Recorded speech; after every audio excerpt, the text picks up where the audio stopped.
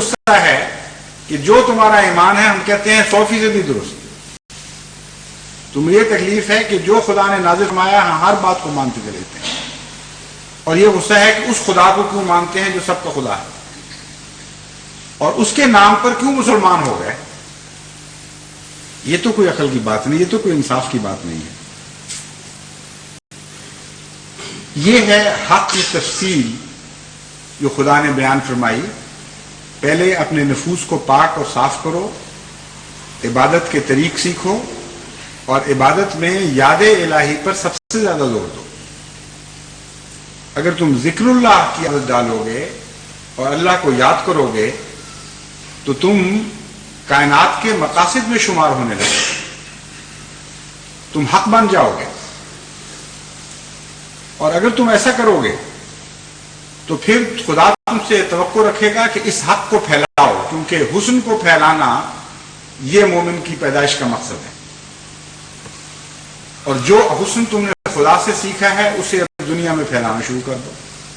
اس کے نتیجے میں جب تمہیں بدی ملے, نیکی کے بدلے بدی سے تم سے سلوک کیا جائے, تو تم پھر بھی حسن کے ذریعے اس کا جواب دو, اور پہلے سے بڑھ کر احسان کا معاملہ کرو. ہر برے قول کا جواب خیر کے نتیجے میں دینا ہے, خیر کی نیت سے دینا ہے, اور دل میں بھی خیر ہی رکھنی ہے. اگر تم یہ کرو گے اور کامل ایمان لاؤ گے پہلی کتب پر بھی, اور جو بھی خدا بندوں پر نازل کرتا ہے ان پر ایمان لاتے چلے جاؤ گے, تو یہ کوئی ایسا فعل نہیں جس سے دنیا میں کسی کی بھی دیداری ہو سکے. یہ وہ طریق ہے جو ہمیشہ سے مومن اختیار کرتے چلے آئے ہیں. فرماتا ہے پھر تمہیں ہم یقین دلاتے ہیں کہ ایسی صورت میں اللہ تعالیٰ یقیناً تمہاری مدد فرمائے گا اور تمہیں غالب کرنے پر خدا قادر ہے.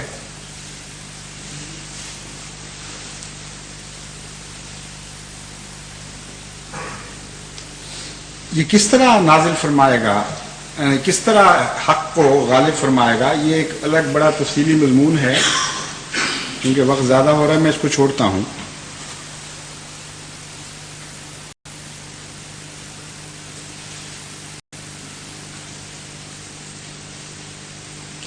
لیکن صرف آخری بات میں یہ کہہ دیتا ہوں, خدا تو فرماتا ہے کہ دیکھو اس سے پہلے بھی یہ واقعہ گزر چکا ہے. ارسلنا من قبلک رسلا الی قومہم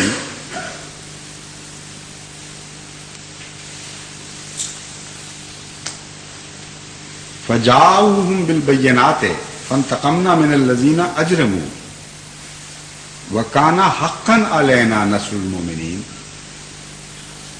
کہ دنیا میں ہم نے پہلی مرتبہ تو نبی نہیں بھیجے, ایک لمبا دستور ہے نہ ختم ہونے والا کہ ہم انبیاء بھیجتے چلے آئے, اور جب بھی اس قوم نے جن کی طرف انبیاء آئے انکار کیا, فانتقمنا من الذین اجرموا, پھر ان جرم کرنے والوں سے ہم نے بدلہ لیا.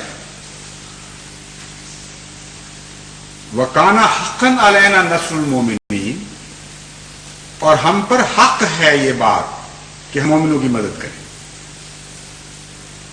اب یہاں بھی لفظ حق استعمال فرمایا, اور کس طرح اس سارے مضمون کو کامل کر دیا ہے, ایک پورا دائرہ مکمل فرما دیتا ہے اللہ تعالیٰ کہ حق سے آغاز ہوا ہے کائنات کا, حق ذریعوں سے آغاز ہوا ہے, حق بنانے کی خاطر آغاز کیا گیا ہے کائنات کا. یہ جو زمین و آسمان روحانی دنیا کے بنائے جاتے ہیں یہ اسی لیے ہیں کہ تاکہ تمہیں حق بنا دیں, اور جب تم حق ہو جاؤ گے تو پھر خدا قسم کھاتا ہے اپنی ذات کی, اپنے حق کی, کہ اپنے اوپر وہ تمہاری مدد فرض کر لے گا. ناممکن ہے پھر کہ دنیا تمہیں ہلاک سکے. ہم سزا دیں گے ان کو جو تمہارے خلاف زیادتیاں کرتے ہیں اور جرم کرتے ہیں, اور ہم تمہاری مدد کو آئیں گے, اور ضرور آئیں گے.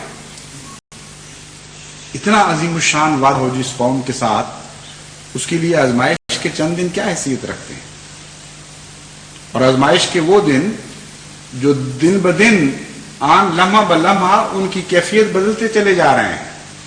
اور اندھیروں سے روشنی میں نکال کر لا رہے ہیں، اور خدا تعالیٰ سے نئی محبتیں عطا کرتے چلے جاتے ہیں، نئے مراتب عطا کر رہے ہیں روحانی. وہ تو ابتلا بھی احسان ہی کے رنگ رکھا ہے کہ آخر پر پھر یہ وعدہ ہو، اور خدا اب حق ذات کی قسم کھا کے یہ کہہ رہا ہو کہ میں ضرور تمہاری مدد کو آؤں گا، تم نے بالکل مایوس نہیں. ایسے لوگوں کے لیے مایوسی کا کیا سوال یا کسی شکوے کی کون سی گنجائش ہے؟ اس لیے جماعت احمدیہ کی طرف سے تو اپنے رب کے حضور سوائے اس کی کوئی آواز نہیں اٹھ سکتی کہ اے ہمارے آقا، تیرا ابتلا بھی ایک احسان ہی ہے جس کا ہم جتنا چاہیں شکر ادا کریں مگر ہم حق ادا نہیں کر سکیں گے، اور ہمیں جو اس کام کے لیے تو نے چن لیا یہ بھی تیرا احسان ہے، ورنہ ہم حقدار نہیں تھے. اور اس کے نتیجے میں تو فرماتا ہے کہ ہم تمہاری مدد فرمائیں گے، تمہاری نصرت کو آئیں گے. اے خدا، ہم تو کسی چیز کے بھی حقدار نہیں، تو ہی حق ہے، تیری ہی بنا پر ہم نے حق کی ادائیں سیکھی، اور ہماری غفلتوں سے پردہ پوشی کے بھی تو نے ہی وعدے فرمائے، اور عفو کے طریق بھی ہمیں سکھائے، اور پھر عفو کا سلوک بھی ہم سے فرمایا. تو جو کچھ ہے تو ہے، ہم تو کوئی حقیقت ہی نہیں رکھتے. حق تو یہ ہے کہ حق ادا نہ ہوا، اس سے بہتر مومن کے دل کی اور کوئی آواز خدا کی اور نہیں اٹھ سکتی.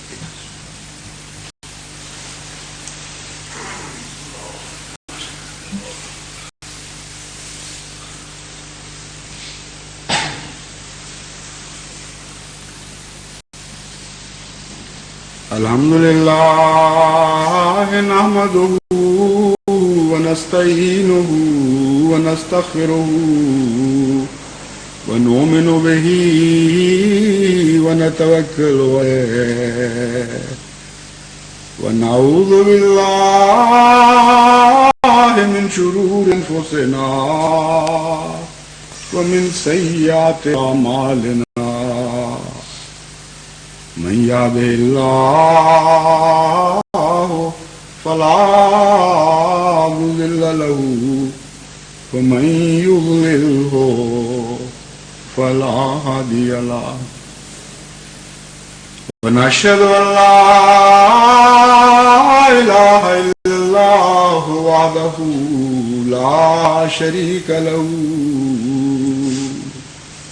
ونشهد أن محمدا عبده ورسوله. عباد الله رحمكم الله، إن الله يأمر بالعدل والإحسان وإيتاء ذي القربى وينهى عن الفحشاء والمنكر والبغي يعظكم لعلكم تذكرون. اذكروا الله يذكركم وادعوه يستجب لكم ولذكر الله أكبر.